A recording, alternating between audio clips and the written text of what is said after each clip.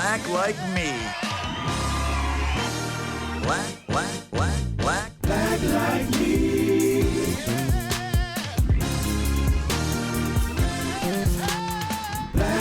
me.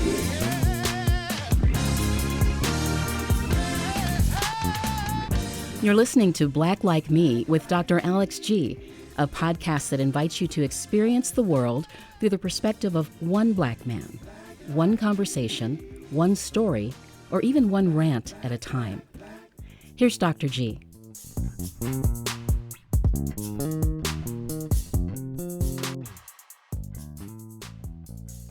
Hey, good people. I want to welcome you back to another exciting episode of Black Like Me with Dr. Alex G. Listen, today's episode is going to be fire. It's the first of a two-part series, and I'm having this very interesting conversation with my cousin Brandon about a funeral that I just attended recently for one of our mutual relatives. It's Brandon's uncle and it's my cousin. Now, what makes this very interesting is that Brandon Cook is white, and the mutual relative is white also. I met Brandon because of the genealogy work that I've done to find out more information about my great-great-grandfather, Henderson G., and his white father, who was the slave owner of the G plantation in Mississippi. And in pursuing all of that, I met my white relatives. There's a link in the notes that takes you back to the series that we dropped on this a couple of years ago, and also a link to a documentary that my friend Greg Jeske made called Justified Journey. You can actually view it and listen to the conversations. They're fantastic. And so I got a chance to meet an older cousin, John, because he found out that his great-great-grandfather had a black son. We developed a relationship. I went to visit him in New Orleans. He visited me in Madison, and we became friends. He then introduced me to his nephew, Brandon, who's also a podcaster. We have a link inside the notes for that as well. And also, he's a faith leader. And so Brandon and I connected and really hit it off and have become friends. Brandon recently asked me to speak at an online conference that he was putting on. And before the conference started, he asked if I could just mute my computer and call him. He mentioned that cousin John Harkins was really sick and would probably be passing away in the next few days. And I was really saddened by that because I've really gotten to know and love John. And so John did pass away.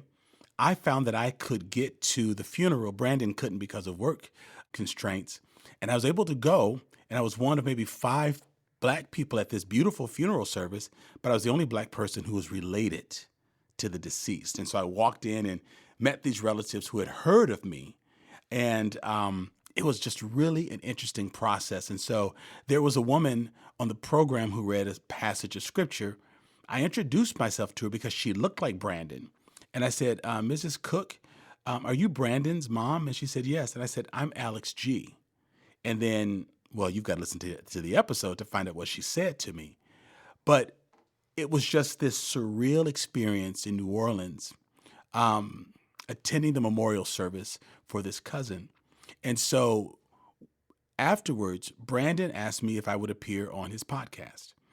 But before we started the interview, I said, hey, can you just make sure that the tape's rolling, that we're recording this? He said, sure.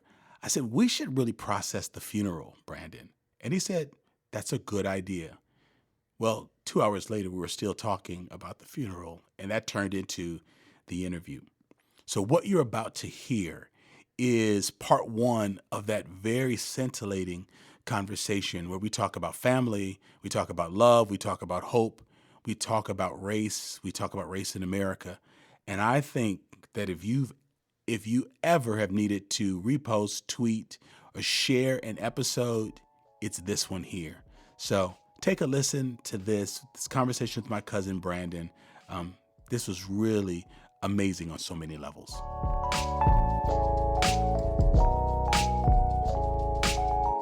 Well, I got to. Yeah, please go ahead. Well, I was just going to say, I was in Wyoming. We had gone down there on Sunday I was trying to actually be at Uncle John's deathbed, but didn't make it. They actually asked me, do you want us to wait? And I said, I'm not going to, no, because I don't want that responsibility, but put you in that position. But we got down there. I missed it, but we picked my mom up from the hospital after Uncle John had passed away. And then I spent 2 days with them, just going around to some of Uncle John's favorite places. Went to Domalice's and got his favorite po' boy, and then we just kind of did a tour of New Orleans and went to Cafe Du Monde, and just to kind of toast him at every place we went. And Sure. I don't know if you ever got to hear him talk about New Orleans history, but No. that in and of itself was a huge loss. What he knew about the city. Oh. He was the most fabulous tour guide. But then, and then we helped clean out his apartment, and I got to see David and Meg, obviously, and just told stories. But then I went to this event in Casper, and we had people flying in from all over the country. I couldn't Oh, reschedule. listen, I understand. And we were thinking about canceling Sunday night so we could make a flight, but it didn't make sense. But anyway, so I'm in Casper and I get this text from you. I cannot tell you when I got your text, the surprise text of you and my mom. It sent me to another world. I mean, it was beautiful. I'm about to cry talking about it now. It was so beautiful to see you and my mom together. And Uncle John, as I've said, I loved him to the he was such a wonderful man. And I told you long ago, I didn't believe his narrative about, I knew with my family, the narrative that they would reject you or this part of our family's history. I just thought, I know that does not match anything I know about my family. Right. I mean, they're more conservative than I am in all sorts, in certain ways in general, but that didn't match my narrative. And I think Uncle John, there was a part of him that kind of thrived on being the progressive, firebrand in our family. And he needed that. He went to Michigan. He went to school in Louisiana. He got out of Mississippi. He went to New Orleans, right? And he sort of had this narrative that he was the progressive, and he was. It was great. But sure. It got to a point where I thought, I think now you're kind of feeding this narrative, and it's entering into the world of fantasy. It's losing touch with reality. My point is, seeing you and my mom together and hearing what you said, that my mom said, cousin, and I don't know, I haven't put words to it, but it really touched me. And then I'm getting texts from you on a thread to my siblings and seeing you with my siblings. That did hurt to not be there for that. But it was also kind of special that I wasn't there. It was like, oh yeah, they're getting to enjoy something that I've gotten to enjoy for the last 2 years. And it made me happy that you were all together. So I don't know. It was a very surreal for me to get those texts from you. It's so interesting. I thought about telling you that I was going to attend, because I've been thinking about it since you sent me the message saying that it was switched to Monday. And I knew I had center meetings set up, so I was doing all the Priceline stuff. The United and Delta things weren't working well, or was trying to bring me back to Madison when I was certain we'd just be getting out of the funeral. And so I just decided to try Southwest, and they had a package deal so I could do the tickets and a hotel. And it was, nice. And so again, I thought about saying something, and I said, I want to surprise Meg, but I don't want Brandon to be under any pressure. Like, okay, Alex is going on, so change things up. So that's also as part of why I wasn't saying anything. But I did have in the back of my head some of what John said, to me, and in the video and in the podcast about how some of other family members weren't so sure. So I'm sure you did. I walked into the funeral. I had all kinds of feelings, and I thought, I'm almost 60, and I feel like a stepchild. I mean, I was raised by a stepfather, and so I always had this weirdness that I felt awkward around my biological family. Ironically, the G's, because my mom and father divorced when I was pretty young. So I didn't grow up around that family. Then I never felt at home at the Flemings, because I was sort of a proper kid and a smart kid. And so, you think you this, you think you white, you think you better than everybody. So I just grew up like with adults talking to me like that. So as I started walking into the place, I thought, man, this just feels so familiar. I saw 4 other African-American people. Three of the women walked in right in front of me. Then they all sat together. So I thought, okay, they must know John from way back, or the family, or maybe they used to work.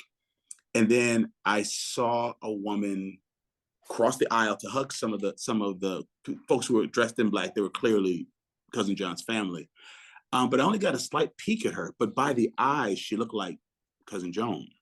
So I went and tapped her in the back and said, excuse me, are you Joan? And she said, no, I don't think Joan's here. I'm John's ex-wife. And I Oh, said, I forgot her name. Mary Ellen. Margaret? Mary Mary Ellen. Ellen. Mhm. Yeah, Mary Ellen. She was sweet. She's really sweet. She introduced me to her boyfriend. And I said, I'm surprising Meg. And she said, David's here too. I said, I've never met David. Because, oh yeah, they're back. They're all in back. And but she started pointing out stuff. She said, that's John's sister right there. Mm-hmm. And I almost asked her, is that Brandon's mom? But because things were about to start, and it took me like 5 minutes to get up the nerve to get out of my seat to go just tap a strange person on the shoulder. And again, I'm not a shy person, but in that space, I felt kind of paralyzed. So I went back to my seat. And then your mom was on the program really early to read a passage. But when she got up, I looked at her and I said, she looks like Brandon. Like they look alike. So then I get the program, and her name is Janita, yeah. Okay, I remember them pronouncing it, Janita Harkins Cook. And I said, that's Brandon's mom. Yeah. So I put two and two together. And so right after the funeral, I went to say hello to Meg. And then she teared up. She introduced me to David. So I got a chance to meet him. They both did a really good job on the program. Then I made a beeline to your mom because she was speaking to someone. And then she was standing there alone. And then I said, are you Brandon's mom?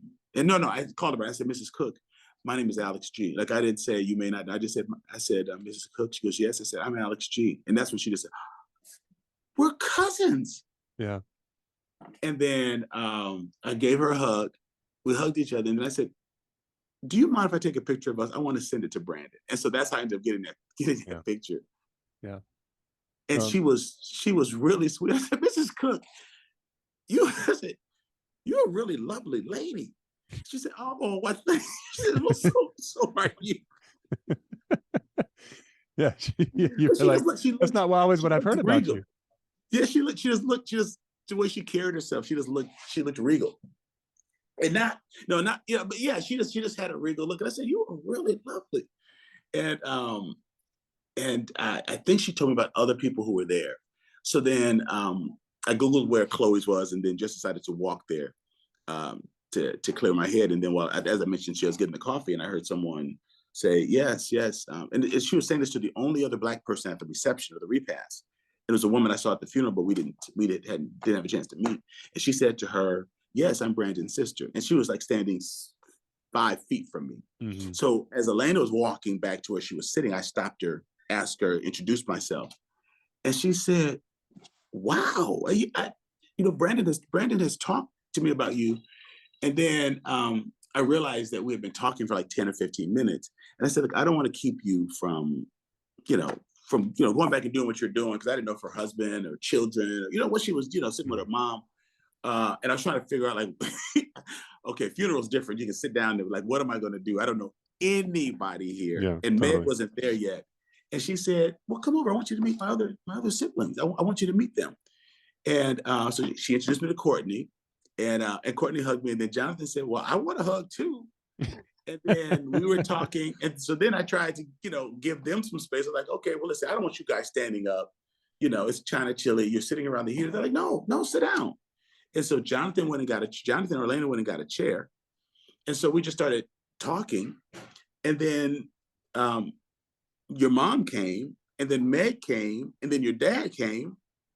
And then I was like, this is the family. Like, so I'm looking around, it's like, friends of the family sitting around talking. I'm like, this is John's daughter. This is John's sister. This is John's nieces and nephews. These are John's nieces and nephews. This is so, man, we must have sat there for an hour, Brandon, talking. And I said, did you all hear about the documentary that John and I did? And he said, oh, have you seen it? And they said, no. So I started finding it, and I started texting it. They thought it was really, I sent them the NPR, thing so they can listen to it. Because I'm sure for them it's just so cool thinking, wait, like NPR is telling a story about our family. Like, there's this documentary. And so that evening or the next morning, Jonathan was writing me saying, I watched the video. It was awesome. My 13-year-old daughter has all these questions for me. And then Elena said she shared it with one of her friends named Tina, I think, who's working on some history project. And I just thought, I can't believe we're in this thread. And so somehow I think I included you in one of them. I was like, Brandon's got to see this thread. Like I'm having this thread with his siblings. It was really surreal, Brandon, but it was really, really special because I was going to honor John and I was going to support Meg. And I wanted to honor John's memory because he opened up a whole nother world to me that I knew existed, but was never a part of it. So I was willing to go there and be awkward. That's my life, you know, growing up Black in Madison. But they were just, I really felt like family, and I wasn't expecting people to be mean to me. So I want you to know I wasn't thinking that. But you know, when you show up, it's still different. It's still so like, what does my presence mean, and what do I bring to this, and what do I want, and what am I thinking, and what am I a reminder of? And prior to all of this, like how much did they talk about it? Like I have an uncle who's my grandmother's son, but his father's name is Lane, Laine. We always talk about his mom, my grandmother's side of stuff. Like, so like the Lane family, the Lane thing never comes up. Like that's his whole other side. So I didn't even know how much the family thought about or identified as G's, because like you're a cook, you're Harkins, is that right? Harkins, Harkins, yeah, all those things. But then when you get to your grandparents, like when the G side comes in. Anyway, I'm rambling, but I didn't expect to just begin thinking about family and not thinking about how or why or I'm the family member with the most melanin. Like we were just talking about stuff that involved our family, and I wasn't thinking about all of the history and stuff. That's the piece that was really surreal for me, Brandon. Yeah, I love that, the moment where it is family and not just how we got there. I think that's profound. And yeah, there's something about the image that I'm picturing in my mind of my family sitting around the table. You know, because part of our family history is that there was and I'm talking not my nuclear family, but the broader family. There's a lot of trauma and disconnection back through the generations. That's as often happens in a family line. But Of course. I won't go into the details. But even among my mom's more immediate family, there's a lot of alienation, and so there's been pockets of warmth, like between me and Uncle John, or between my mom and Uncle John. They had their issues that they were always working through, and so for there to be sort of a supernova of connection in the midst of that external family not being super connected, is a really, that does feel like sunlight. That feels really beautiful to me. I think that was part of what struck me when I saw the pictures was, oh, this isn't just the cousin who I've known connecting with my family. That's beautiful in its own right. There's something even more transcendent about this. There's something, it's an infusion of light into the family. And, I certainly, my family, my nuclear family, I never heard, my mom on that side of the family, I never got a prejudiced, bone from her on any level. That's not how we were raised. That's not. I know my siblings aren't prejudiced or racist, even though we exist.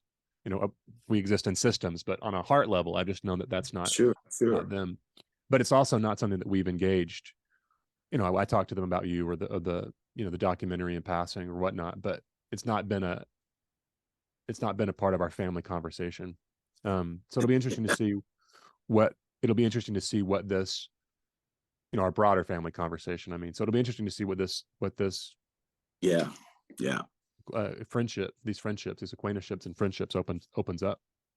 Yeah, I've been wondering about that because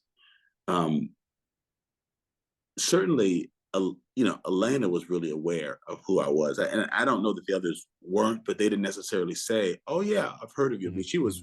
I could tell by her facial expression and what she said when I introduced myself that she knew who I was. So between you and cousin John talking about it, at least there was this awareness. But after we met, like within 24 hours, they were watching the video. In fact, I think Jonathan wrote me that night to say that he had watched the documentary.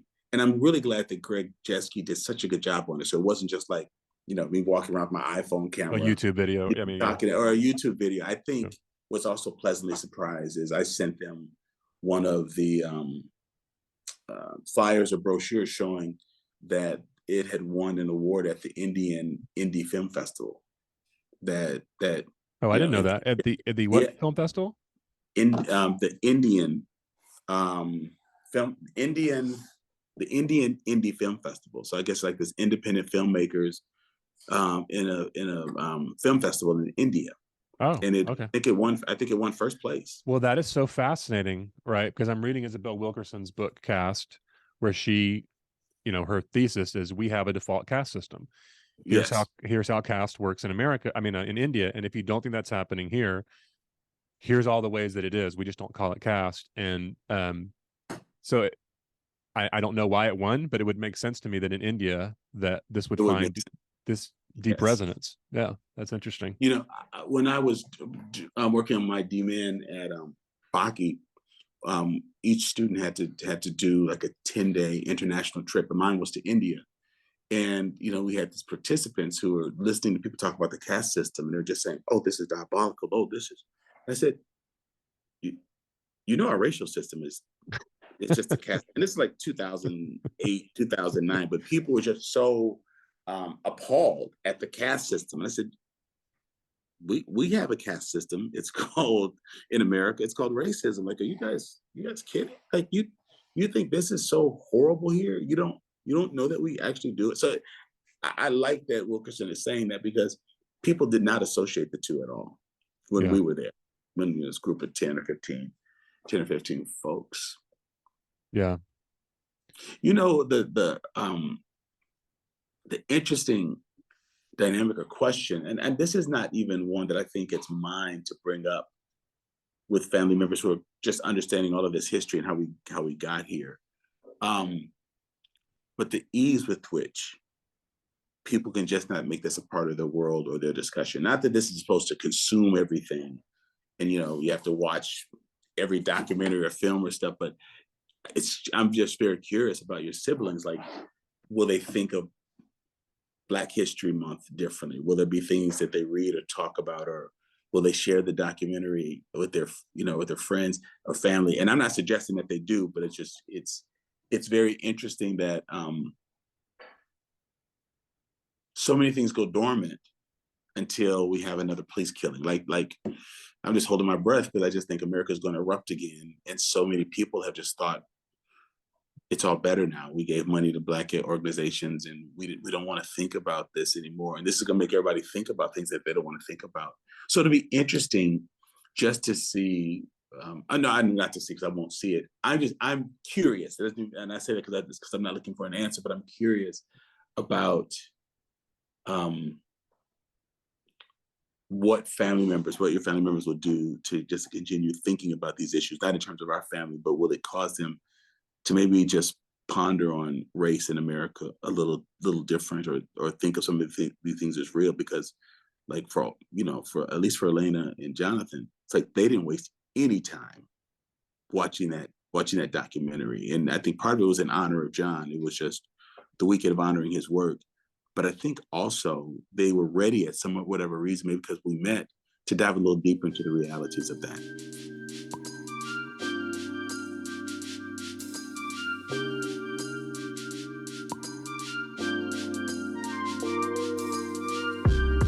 Why support Black Like Me podcast?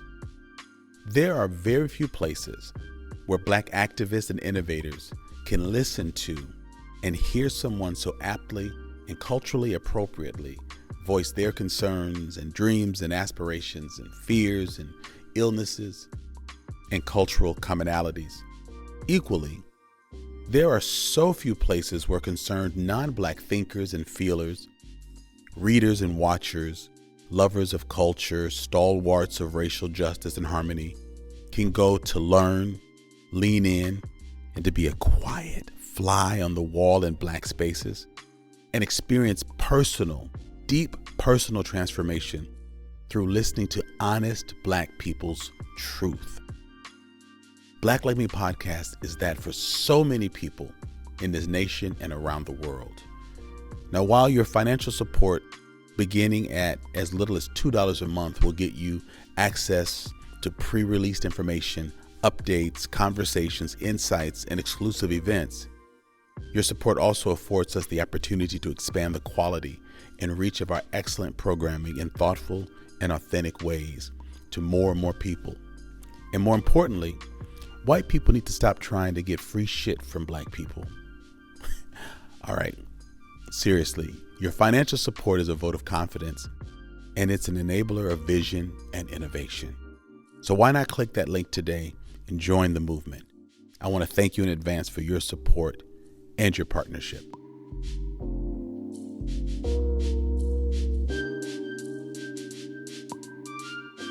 I think that's right. And as you're talking, I'm just thinking about our growing, we grew up in the suburbs of Birmingham, a city that is still incredibly segregated. Obviously, the racial legacy is what it is, and it's still incredibly segregated.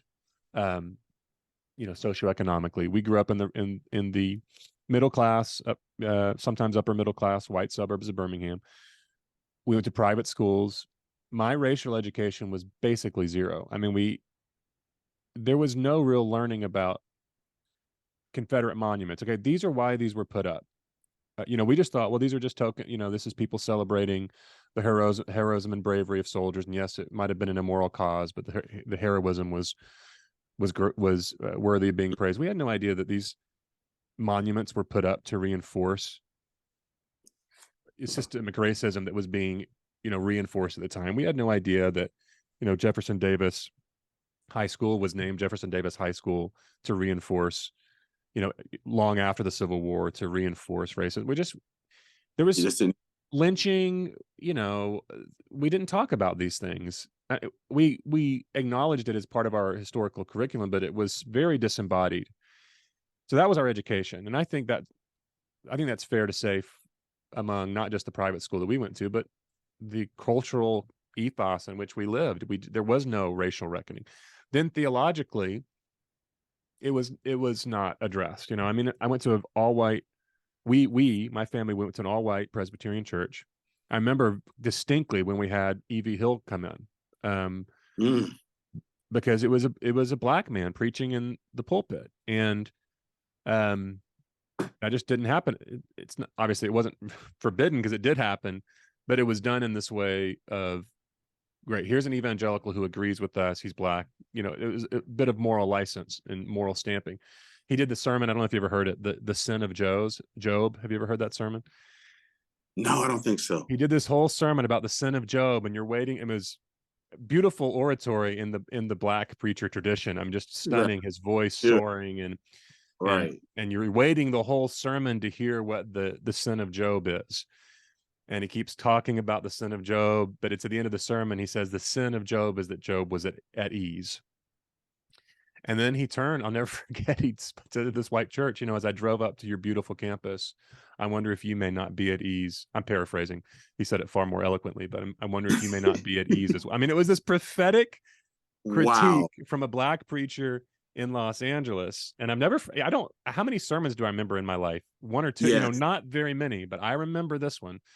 And I was probably 8 or 9 years old. Oh, you're a kid.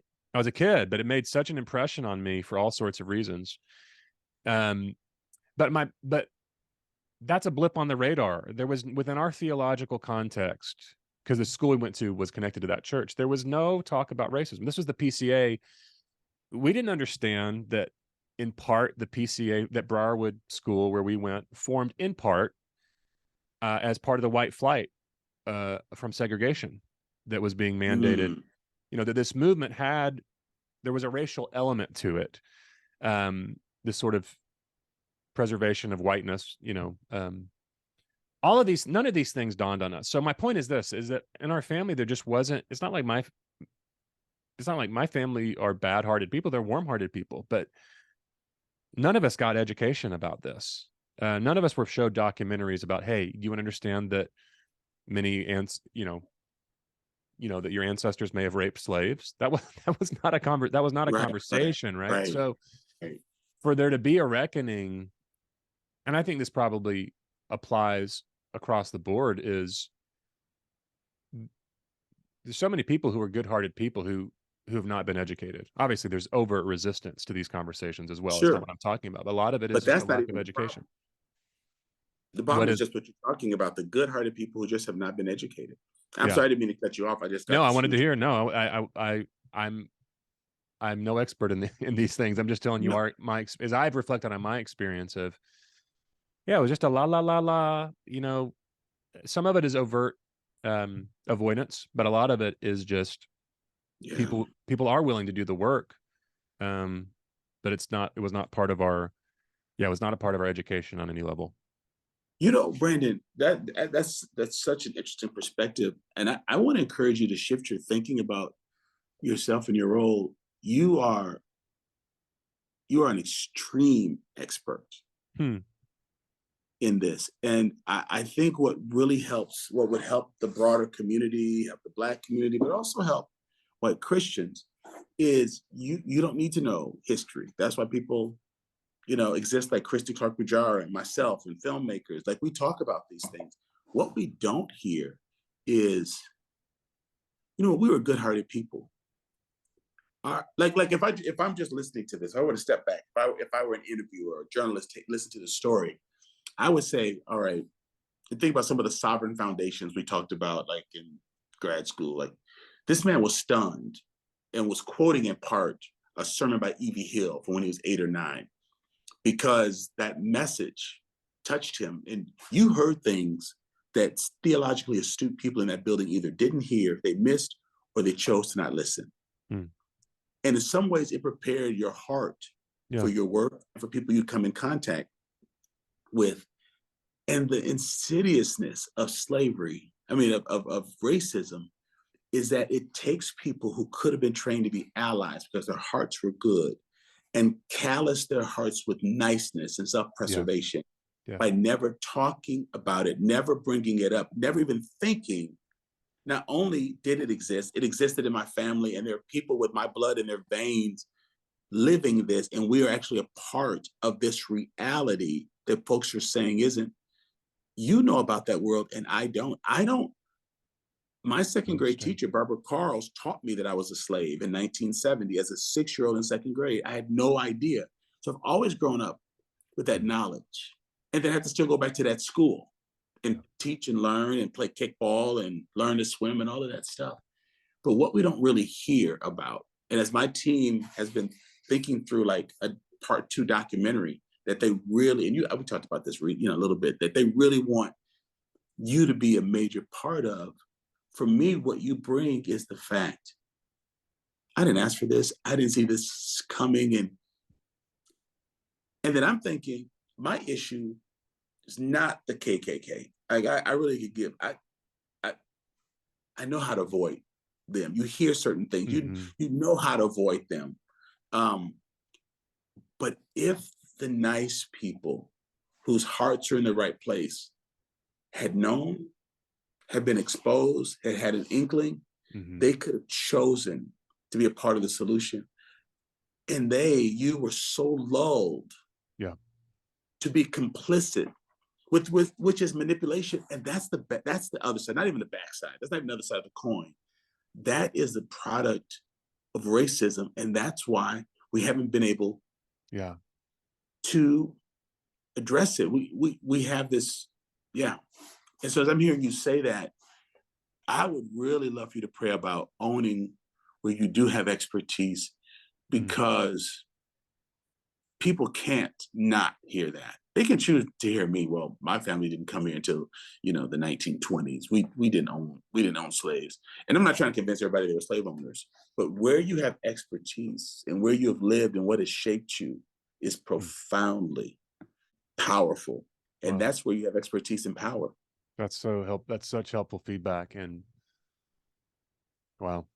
All right. Well, I will pray about that and seek to live into it. That's a really helpful perspective. And, a number of things occur to me as you're talking. One is, I do think there's an element of so now as we're getting older, my generation, it's like, wait, this is a problem. Part of the resistance is pardon my French, but oh shit, there's another problem, because we were told that this really isn't a problem. Like, it's been dealt Right, with, it's right. done. We've had a black president, and life is painful apart from racism. So then to tell as Yeah, adults, it's like, oh wait, we were bait and switched about this too, is really is that is part of the resistance. It's a resistance born of disillusionment and disenchantment. And then as you were sharing, I felt a deep emotion of the fact that we were complicit without knowing it. Because, well, it gets me again. It's like, you asked me in our last conversation that we recorded some podcast material. I came in there with all these questions I wanted to ask you. And in the end, you said, you changed the whole dynamic of the conversation. You said, you really invited me to consider life from your perspective. The Edwin Moses metaphor sure, of sure. Edwin Moses ran the 400 as fast as people reading the 400 hurdles as fast as people running the 400 Right. without hurdles. What would have been like if he didn't have hurdles? And you asked me to think about that from your perspective, all that you've accomplished. And yet, what would it be like if you hadn't had these hurdles? And I really took that to heart. And I thought about it after our conversation. And because I could feel your grief. I could feel the river, underwater river of grief that you Yeah, don't live yeah. in. You don't victimize yourself and live, like, you don't live in self-pity, but I could feel your true grief. And so I noticed that. And so I thought about it, and I thought, okay, where's my grief in this? And because oftentimes I'll see white people crying over it, and it doesn't seem sincere. It feels more performatory or perfunctory. Sure. So I didn't have immediate tears as I considered it. But what I thought about it, I realized my grief is so pressed down, it's almost like trauma. Wow. And I think it's connected to the emotion that I just felt, this feeling of, oh, there's so much trauma here through the generations that, and that we were lulled to not feel it. And, I remember that. I don't remember who said it, and I've heard you say it, but racism is not just traumatic to those being lorded over. It's traumatic to people at the top of the caste. It's traumatic to people who were doing the Right. persecution, right? It's like the Spaniards, they inflicted trauma on the Arawaks, but it's also traumatizing to be the one inflicting damage. Now, obviously, it's Sure. totally different, power differential, but racism is traumatic to people who are in racist systems and don't realize it. Because of the way you have to disassociate to treat a fellow Yes, human being that way exactly. is traumatizing. And so not Yes, only is what you're doing wrong, but that disassociated individual is married to someone and they're raising children and they have a medical practice and a legal practice and they teach in schools, and all of that just goes blah over those that they're touching. And that's how deep and ugly racism is. And it's only in understanding it and embracing it that people begin to free themselves. And Brandon, here's something I'm so glad that we're recording this as we're just having this dialogue, because sometimes this is more powerful than what we planned. And I would love to use some of this footage for all yours. stuff that I reciprocal of this. But the only way that this racist system could make good-hearted people part of it is to law them, because it is against human nature. And so knowing that if you were informed and had the space to build a better, brighter reality, many white individuals would have done so. Yeah. And knowing that the good in individuals could lead to that, they lulled people to sleep, didn't teach them, because they were fearful that if you all woke up, Yeah. you'd bring change. And so to make sure that you did not buck against the system, Yeah. they started grooming you and others from a very young age, from the way Jesus looked in your churches to the way Dick and Jane looked in the books. That was all strategic to keep you asleep so that you would not be effective in doing in interrupting that evil system, which is satanic. Yeah. Well, you're putting words to realities that Yeah, they awakened something in me, but I think part of the emotion that I felt was, again, I remember when I remember Dragon 3 or the Falcon 2 during COVID. There was SpaceX launched some vehicle, and space vehicle, and my family watched it around the table while everybody's quarantined. Right. Successful launch. I'm praying, oh God, don't let this be a Challenger moment for my kids. Right. They have this successful launch, and everybody in mission control, all different sorts of people started cheering, and it made me very emotional. Like, oh my gosh, this was during the George Floyd fallout, and to Sure. see people pulling in the same direction touched something really deep in me. I started crying at the table, not just because we'd had a technological triumph, but it was about the humanity pulling in the same direction. And then I realized, oh my gosh, I am carrying so much deep underwater trauma about George Floyd that we were not given tools to address. I'm not victimizing myself here, right? But from my perspective, objectively, we weren't given tools to address these things. And so it's traumatizing living in a nation where George Floyd is murdered. And then we don't have the vocabulary to process it. We don't have, not obviously some people do, but the tools, we had I not know been what you trained to mean. look at Right. this. And so what happens to trauma that your nervous system doesn't know how to discharge? You carry it around in your body. Then you carry it around at a very deep level, and an unconscious level in your nervous system. And I realized as I was crying about this, oh, I'm also letting out the pain that's the racial trauma of our country that has to settle somewhere in my body. And cognitively, consciously, I don't know how to address it or deal with it, but I'm carrying it around because that's what you do with trauma. The unity of this launch was such a counterpoint to the divisiveness, not just of what happened to George Floyd, but the conversations that happen after. This is not an issue. Black lives matter. All lives matter. That's deeply disenchanting for human beings that want to do good and want to make change, for us not even to be able to have a conversation about it. Right. It's traumatic on some level. So I think, going back to the conversation where you shared, as I put myself in your shoes and thought about it, I said, okay, this is a deep level trauma. I have to really think about what Alex means when he says that, like, we had different tables set for us. Your path has been far harder than mine has, growing up as a Black man in America versus mine. How do I not go to the place of white guilt, but how do I go to a place that's resourceful to actually, we are each other's keepers, right? We are each Right. other's Right. brothers' keepers. Right. So if that's true, what does that mean? I think that your work has helped. And what you just said, the feedback you just gave me is like, hey, wake up. You do have authority and power here because it's your story. And that's really helpful feedback. And it's powerful expertise. Like, as you're describing it, I'm saying, okay, I know that oppression hurts the oppressor. But as you're talking, I'm thinking, okay, this is the great, great, great grandson of a slave owner. Actually, the great, great grandson, because RLG was a slave owner as well, and may as well probably own Henderson. Could have likely done that. But as you're processing that space launch and George Floyd, and juxtaposing the two and conflating the two and talking about the emotions, that's really, really powerful, because that deep emotional work is what's required to really be woke. So when people are woke because they wear Black designers or adopt Black children or date Black people, we just sort of roll our eyes and think that's not what woke is. Woke is really like coming from up under the anesthesia, and you still feel some of the soreness and the residual pain. You almost want to be put back out where you didn't feel anything.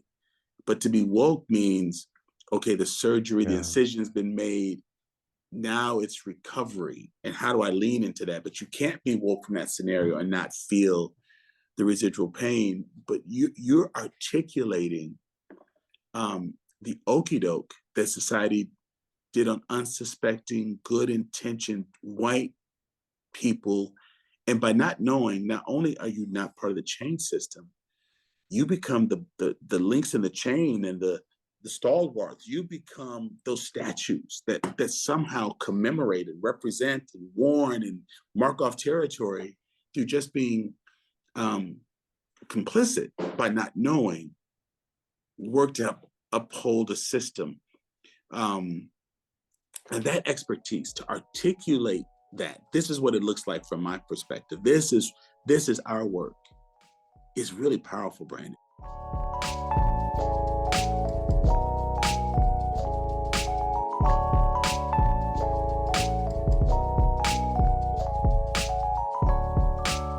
See, didn't I tell you that was going to be a great episode?